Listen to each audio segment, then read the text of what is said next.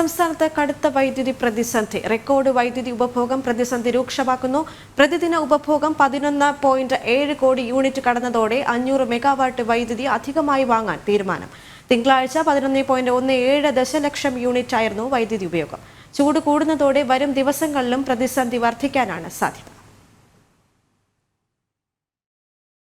സംസ്ഥാനത്ത് ചൂട് അതികഠിനമായതോടെ വൈദ്യുതി ഉപഭോഗവും ഏറി. പ്രതിദിന വൈദ്യുതി ഉപഭോഗം ചരിത്രത്തിലാദ്യമായി 11.7 ദശലക്ഷം യൂണിറ്റ് കടന്നു. ഇതോടെ വൈദ്യുതി പ്രതിസന്ധി കടുത്തു. പ്രതിസന്ധി കൂടിയതോടെ 500 മെഗാവാട്ട് വൈദ്യുതി അധികമായി വാങ്ങാനാണ് സർക്കാരിന്റെ തീരുമാനം. 1.5 മാസത്തേക്കാണ് അധിക വൈദ്യുതി വാങ്ങുക.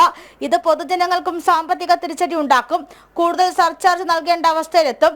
കുറഞ്ഞ വിലയ്ക്ക് ലഭിച്ചിരുന്ന ദീർഘകാല കരാറുകൾ റദ്ദാക്കിയതും സംസ്ഥാനത്തിന് തിരിച്ചടിയായി. നിലവിൽ ലോഡ് ഷെഡിംഗ് ഇല്ലെങ്കിലും പീക്ക് സമയത്ത് വൈദ്യുതി നിയന്ത്രണം ഏർപ്പെടുത്തുന്നുണ്ട്. അതേസമയം സാമ്പത്തിക പ്രതിസന്ധി വൈദ്യുത ബോർഡിനെ പ്രതിസന്ധിയിലാക്കുന്നു. ദിവസവും 25 കോടി രൂപയിലേറെ വൈദ്യുതി വാങ്ങാൻ ചെലവുണ്ട്. എന്നാൽ സർക്കാരിന്റെ വിവിധ വകുപ്പുകളിൽ നിന്നും കുടിശ്ശിക ലഭിക്കാത്തതാണ് ഏറെ പ്രതിസന്ധി.